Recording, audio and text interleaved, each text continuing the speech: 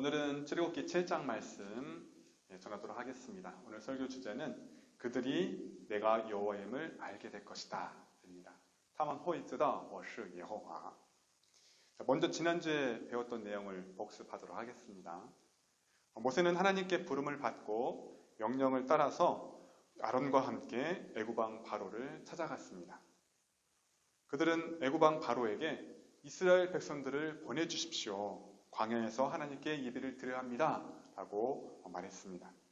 그러나 바로는 그들의 요구를 들어주지 않았을 뿐만 아니라 이스라엘 백성들이 모세의 말을 듣지 못하도록 일을 더 힘들게 시켰습니다. 이스라엘 백성들은 당장 애굽을 나가지도 못하고 또 일은 더 힘들어지고 또 매까지 맞는 등 환난과 또 핍박이 오자 모세를 원망하기 시작했습니다. 이스라엘 백성들에게 원망을 들은 모세도 하나님을 향해서 원망하게 되었습니다. 하나님, 제가 바로에게 하나님의 말씀을 전했는데 바로가 듣지 않습니다. 오히려 바로가 이스라엘 백성들을 더 학대하고 있습니다. 하나님, 왜 이스라엘 백성들을 빨리 구원해 주지 않으시는 겁니까? 그러자 지난주 우리 출애굽기 6장에서 우리 배운 대로 하나님께서는 모세에게 다음과 같이 말씀을 하셨죠. 나는 여호와니라. 나는 여호와 구원의 하나님이다. 나는 언약하고 언약한 것을 기억하고 언약한 것을 지키는 분이다. 나의 강한 손으로 말미암아 바로가 이스라엘을 보낼 것이다. 내가 너희를 애굽에서 구원하여 너희를 나의 백성으로 삼고 나는 너희의 하나님이 될 것이다. 모세야, 바로가 듣지 않더라도 너는 다시 바로에게 가서 나의 말을 전하거라. 라고 말씀하셨습니다. 하나님은 다시 한번 모세에게 앞으로 어떻게 일이 진행될 것인지 자세히 설명을 해주시는데 그 내용이 오늘 출애굽기 7장에 기록되어 있습니다. 모세야, 내가 너를 바로에게 신과 같은 존재가 되게 할 것이다.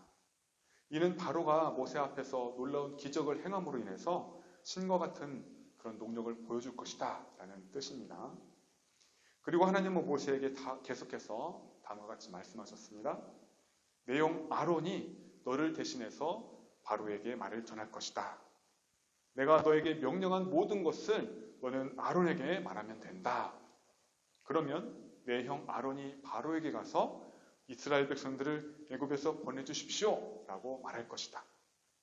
그런데 모세야, 내가 여러 가지 놀라운 이적을 애굽 땅에서 많이 행할 것이지만 그러나 내가 바로의 마음을 완악하게 할 것이기 때문에 바로가 너희의 말을 듣지 않을 것이다.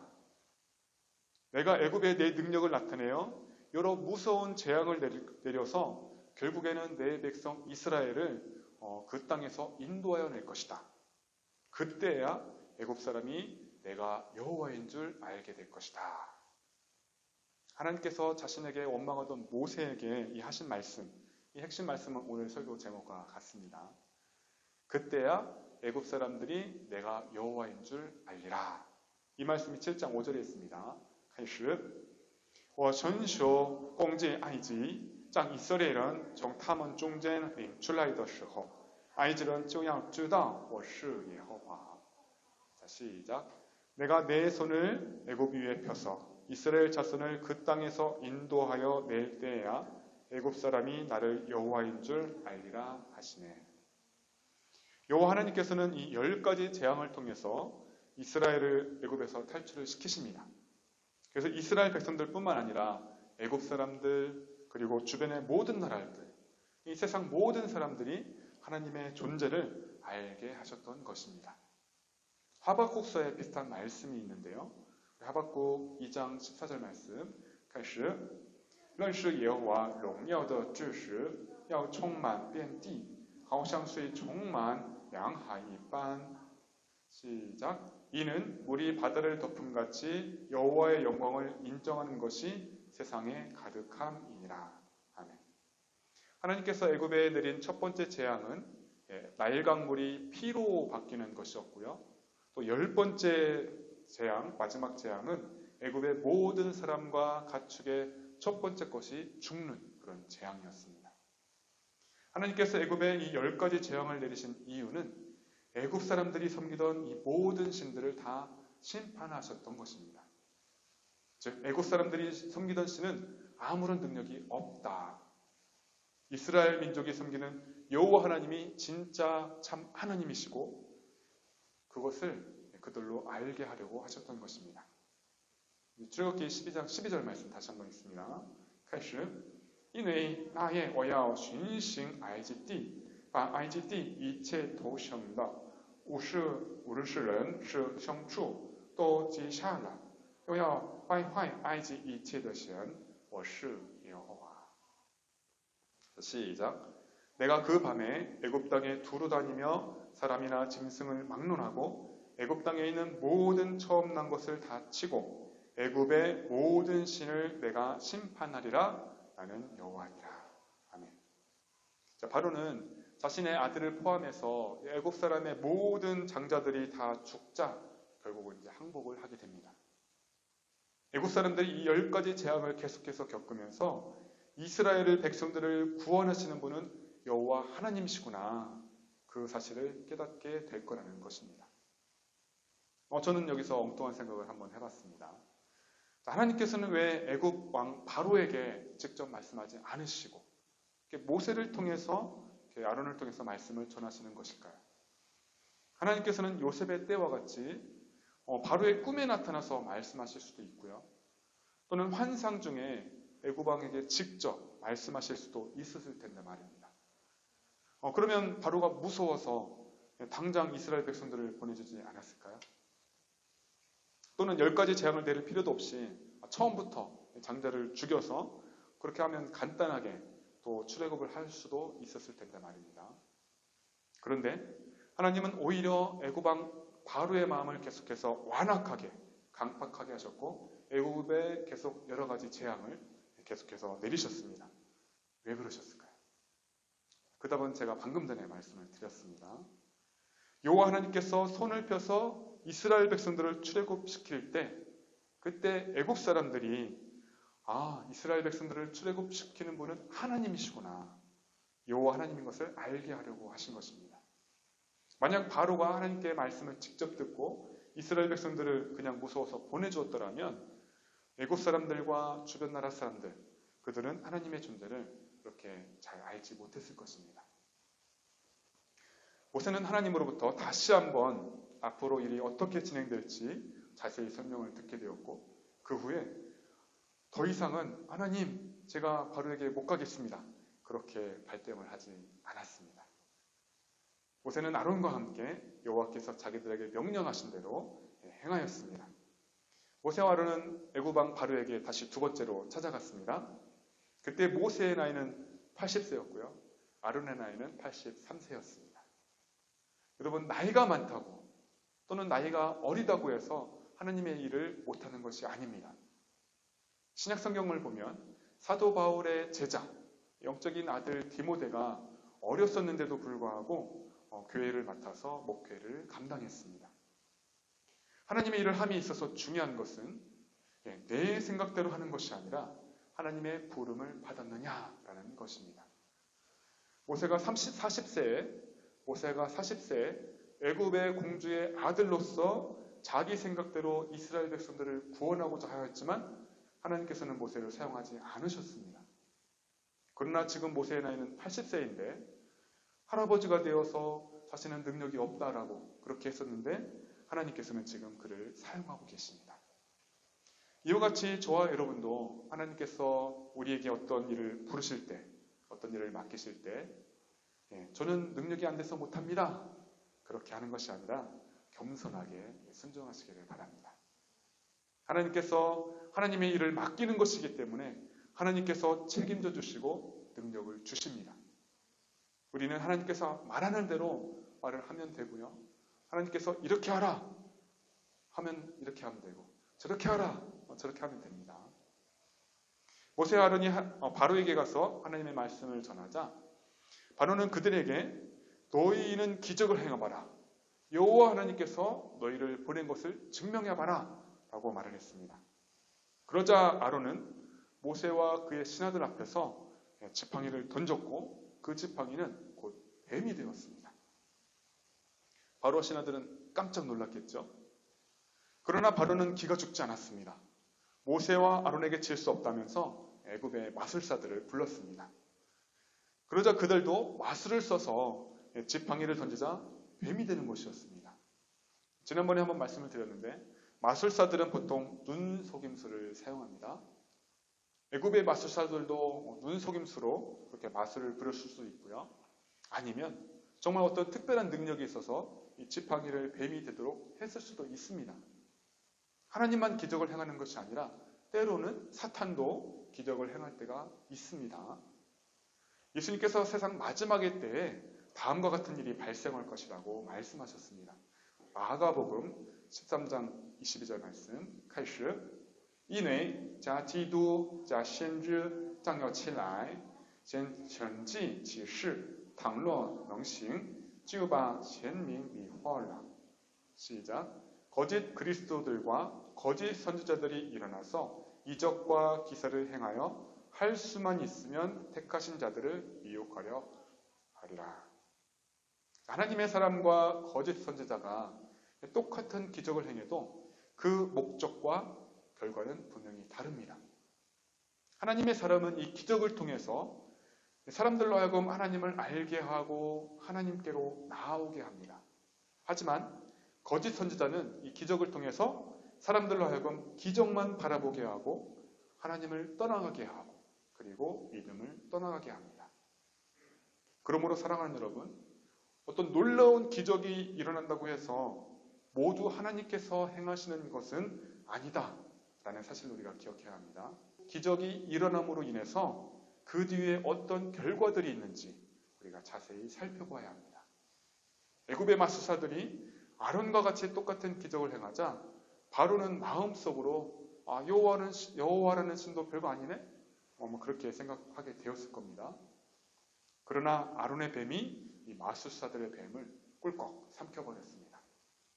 보통 사람 같으면 지팡이가 뱀으로 변할 때 깜짝 놀라고 또 이렇게 하나님의 뱀이 애굽 마술사들의 뱀을 또 꿀꺽 삼킬 때 또 이렇게 놀라면서 두려운 마음을 가지는 것이 당연하지 않습니까?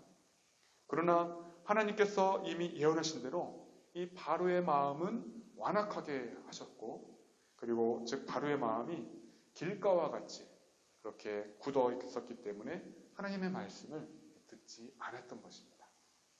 우리 출애굽기 7장 13절 말씀 开始法老心里刚硬不肯听从摩西亚伦正如耶和华所说的 시작 그러나 바로의 마음이 완악하여 그들의 말을 듣지 아니하니 여호와의 말씀과 같더라. 우리는 이 사건을 통해서 온 세상의 역사의 주관자는 하나님이시구나. 또 왕과 백성의 마음을 다스리시는 분도 여호와 하나님이시구나 라는 사실을 우리가 깨달아야 합니다. 하나님께서는 모세에게 다시 말씀하십니다. 너는 내일 아침에 나일 강가로 나가도록 해라. 바로가 나일 강가로 나올 것이다. 모세야, 너는 나일 강변에서 바로를 만나거든 내 손에 든 지팡이를 잡고 다음과 같이 말하여라.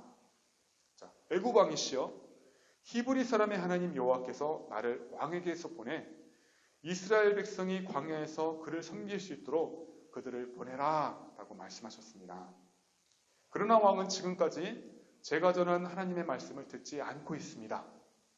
그러므로 여호와께서 이렇게 다시 말씀하셨습니다. 너는 내가 여호와인 것을 알게 될 것이다. 내가 모세에게 지시하여 그의 지팡이로 강물을 치게 할 것이니 강물이 피가 될 것이다. 물고기가 죽을 것이며 물에서는 악취가 나서 이집트의 사람들이 그 물을 마실 수 없게 될 것이다. 그리고 나서 하나님께서 다시 모세에게 말씀하셨는데요. 너는 아론에게 말하라. 너의 지팡이를 잡고 내 팔을 이집트의 모든 물들 위에 펴서 즉 강과 운하와 연못과 호수 위에 펴게 하라. 그러면 그 모든 물이 피가 되어서 이집트 곳곳에 피가 있을 것이며 심지어 나무 그릇이나 또 돌 항아리도 피가 될 것이다. 모세와 아론은 하나님께서 명령하신 대로 행하였습니다.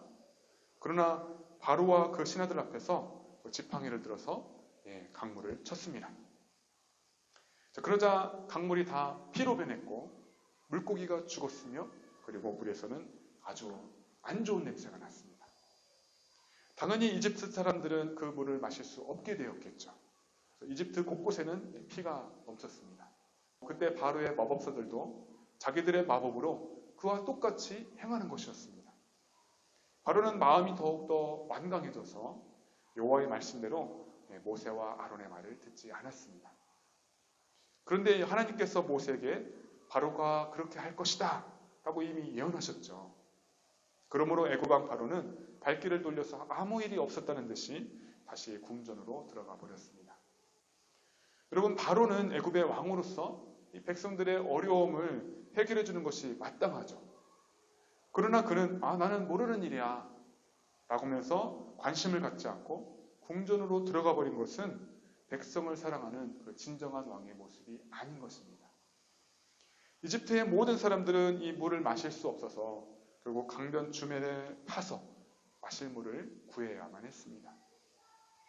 나일 강물만 피로 변한 것이 아니라 이집트의 모든 물이 피로 변했기 때문에 얼마나 끔찍했을까요?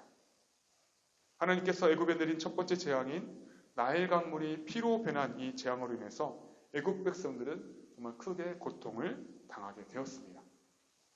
그런데 하나님은 애굽의 재앙을 내림으로 이 하나님의 능력과 존재를 애굽 사람들에게 그렇게 확실하게 하나씩 알려주셨던 것입니다.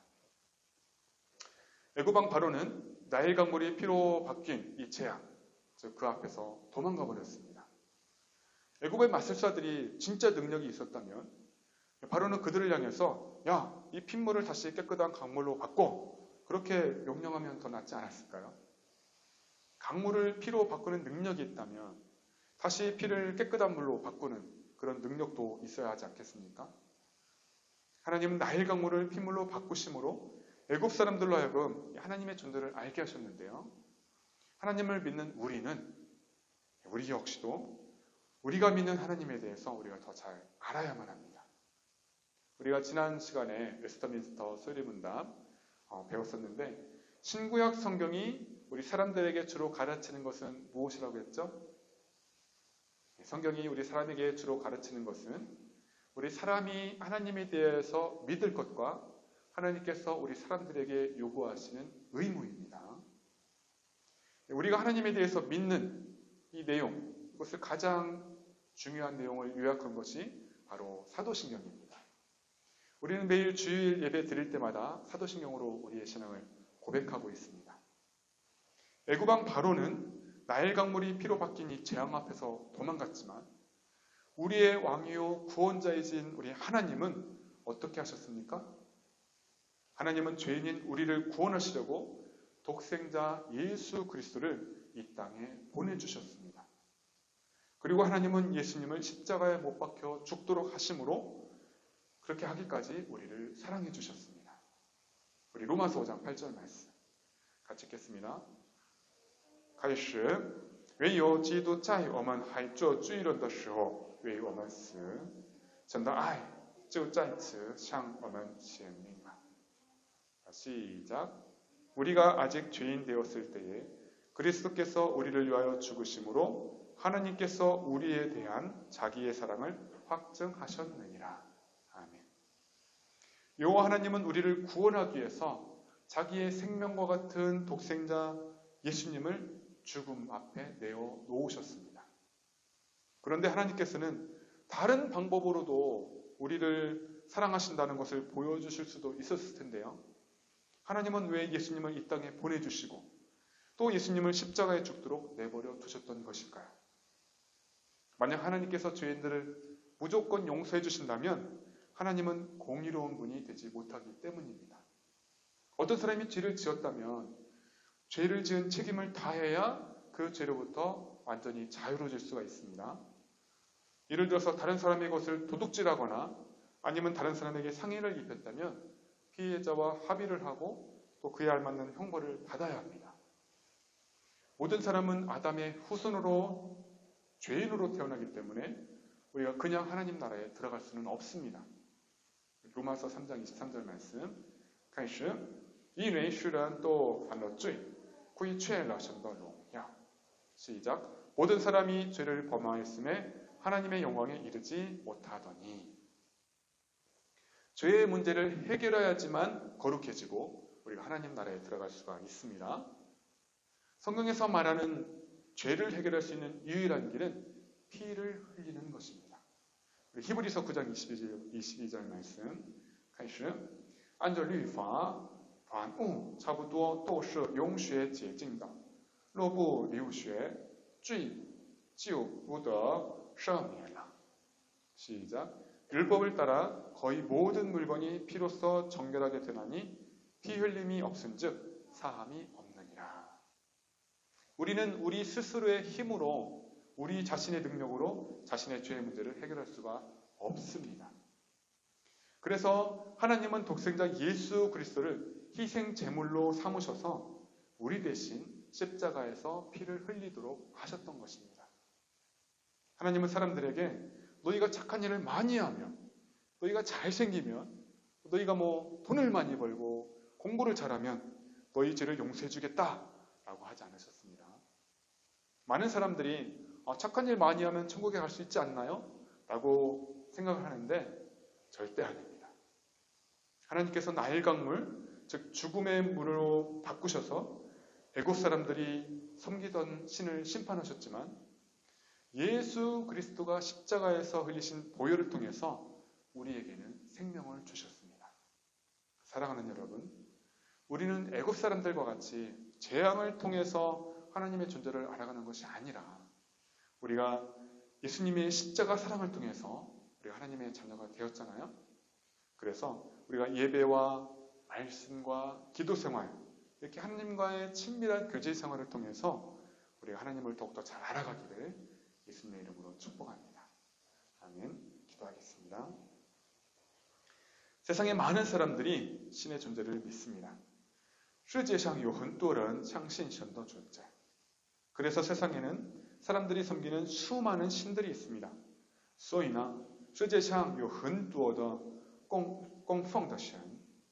어떤 사람들은 해와 달과 별을 섬기고 有些人侍奉太阳、月亮和星星. 어떤 사람들은 돌이나 나무를 섬깁니다. 有些人侍奉石头和树木. 또 어떤 사람들은 신은 없어 라고 말하면서 그들은 과학을 믿거나 또 자기 자신을 믿습니다. 还有有些人说没有神他们相信科学或相信自己. 그러나 부모 없이 태어난 사람이 없듯이 모든 생명이 하나님께로부터 왔음을 우리는 믿습니다. 但我们相信就像没有父母出生的人一样所有的生命都来自上帝. 하나님, 우리로 하여금 천지의 창조주 하나님을 섬기도록 은혜를 주셔서 감사합니다.